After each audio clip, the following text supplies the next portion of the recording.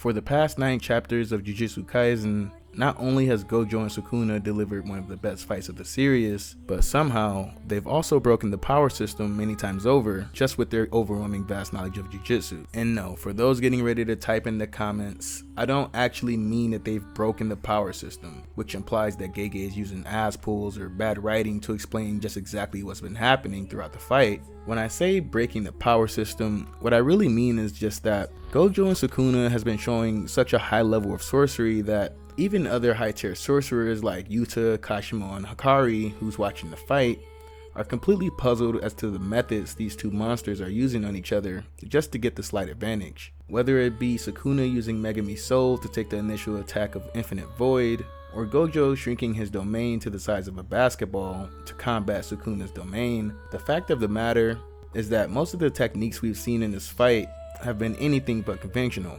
And as of chapter 231, with both fighters suffering from what is essentially brain damage and unable to use the pinnacle of Jujutsu, which is the domain expansion, both Gojo and Sukuna now have to figure out the fastest way to break down each other's defense and go for the kill. Whoever is first wins. But regardless of everything happening within this fight, I feel that Gojo is about to hit Sukuna, as well as the viewers, with the biggest bamboozle of the series as this fight reaches what is essentially its most important phase. But before I get into everything, I want to make clear that if you like JJK content, as well as other manga and anime, to make sure you're subscribed to the channel. I'm trying to reach 1,000 subs by October, and I'm confident that the goats of this community will help me reach that goal. So thanks in advance and enjoy the video. With the first round coming to a pretty sudden end, resulting in cooked brains for both Gojo and Sukuna, round 2 is officially underway, with one condition: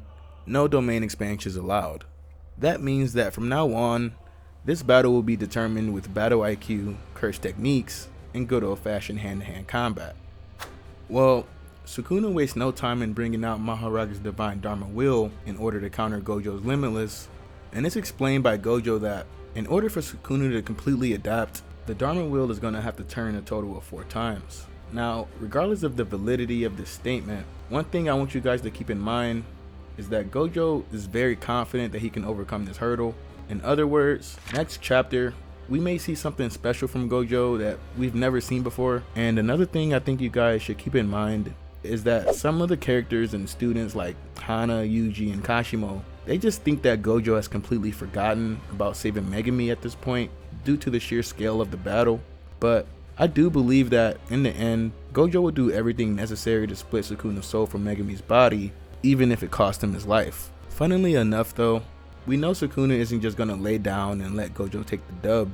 So the question then becomes, what can Gojo possibly do to take out Sukuna without letting him adapt to Limitless? Well, let's talk about it.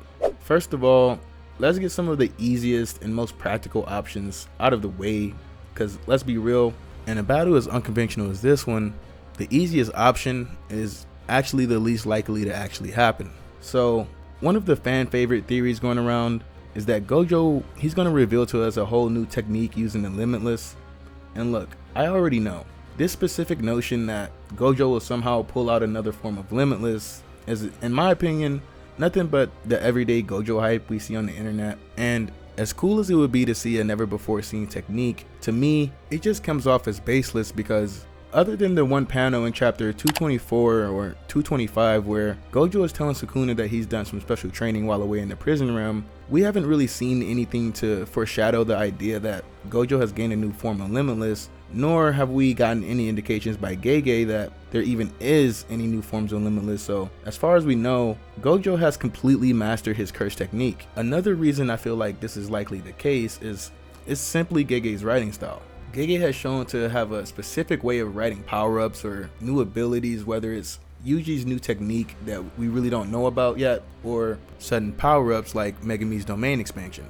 What I mean by this is that what you will mostly find in Gege's writing is that most of the power-ups in the series will have a clear foreshadowing or implication behind it. For example, let's take Megumi's domain expansion. The reason why Megumi's domain isn't viewed as like the typical power-up is because earlier in the series, Gege made it clear on several occasions that, even more so than Yuji, Megumi has enough innate potential and skill to actually pull it off. So later in the story, when Megumi pulls out a domain expansion, it kind of makes sense because he just needed a shift in perspective, as you know, the audience knows.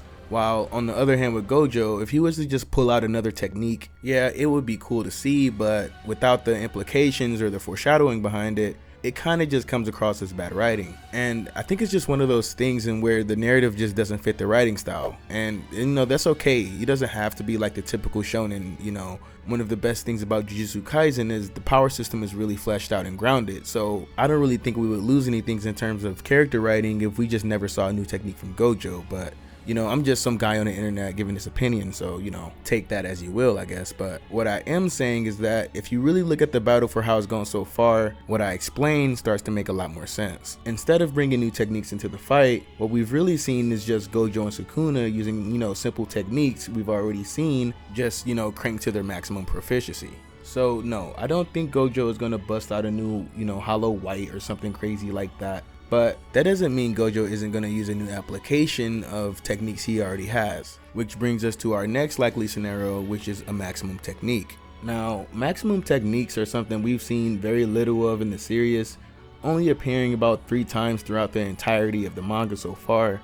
There's Geto's maximum Uzumaki, Eso's Wing King, and lastly, Jogo's maximum Meteor. And just by seeing them in action, it's clear that these techniques are some of the strongest in the series. Not to get confused with maximum output, which is, as the name suggests, the maximum output of a certain technique. Maximum techniques are techniques in which the greatest potential of an innate technique is pulled out, basically creating a new technique altogether. The best example of this is Geto's Uzumaki. Geto's maximum Uzumaki combines all of his curses from his cursed spirit manipulation technique into a dense form of cursed energy. So using this logic with Gojo, his maximum technique is really hard to think about because, you know, Limitless already has 4 forms, which is 4 different applications. So it's hard to think about his maximum being anything other than, you know, a buffed hollow purple or something like that. But the fact of the matter is, if Gojo pulls out some maximum technique, Sukuna has to pray to Kami that it don't hit, you know, and vice versa really. So it doesn't really matter or do us any good really to try to speculate on exactly what it could be. So instead of comparing these maximum techniques to maximum techniques we've already gotten, which I feel like is a bit disingenuous, I'd rather just switch over to another way we could see Gojo overcoming Mahoraga. And this is like my personal theory, but it's also something we've pretty much seen since the beginning of the series by none other than our main character, Yuji Itadori, which is, you guessed it, the Divergent Fist. Now, as most of you already know, the Divergent Fist is a technique developed by Yuji while he was training with Gojo that pretty much allows him to send out a second blow of cursed energy behind the initial strike. And yeah, at first it was something that Yuji initially struggled with, you know, when it came to channeling his cursed energy. He did eventually master it though, which pretty much allowed him to use it against Mahito and Choso. So at the end of the day, like Gojo said, the Divergent Fist is a pretty good technique to just have in the back pocket, and with Gojo being someone that can pretty much learn anything, I don't think it's a stretch to say that he could possibly use this fight. In chapter 231, we do see Kusakabe explaining how Gojo could possibly have one of the strongest punches in the series, and that's due to the fact that Gojo actually uses enhanced cursed energy along with blue to essentially pull in the surrounding area around him. And it just really got me thinking how Gojo could possibly use Divergent Fist and maybe even another application, you know, like adding red to his punch or something like that, and he can completely catch Sukuna off guard with that, especially because both fighters are pretty much under the condition now due to the Dharma wheel that they're pretty much going to be doing a turn-based game at this point. And with conditions like that, it's very likely to catch Sukuna off guard at the last minute, giving Gojo the chance to finally finish off the King of Curses before he even realizes what hit him. Nevertheless though, we all know this fight isn't going to have a clear winner in a typical who's stronger sense, and whether the fight ends in the next chapter or the next 5 or 10, we know Gege is going to deliver the way he does best. So